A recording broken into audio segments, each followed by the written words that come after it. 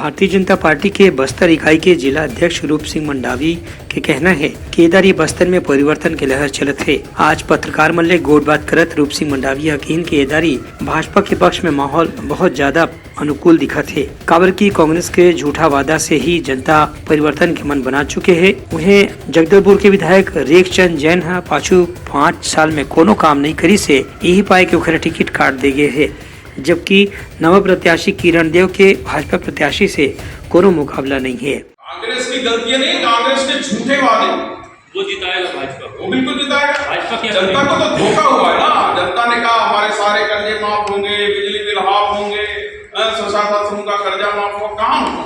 बिल्कुल उसकी विफलता को हमने विकास किया है। हमने जो काम किया है 15 साल में हमारे पूर्व की सरकार ने किया है, 9 साल में जो हमारे देश के प्रधानमंत्री जी ने किया, उन कार्यों को लेके हम जाएंगे जनता के सामने। उनका कहना है कि बस्तर में इधरी भाजपा ला बहुत ज्यादा संख्या में सीट जीते के संभावना एकदम मजबूत है। ब्यूरो रिपोर्ट उत्तलंगा न्यूज।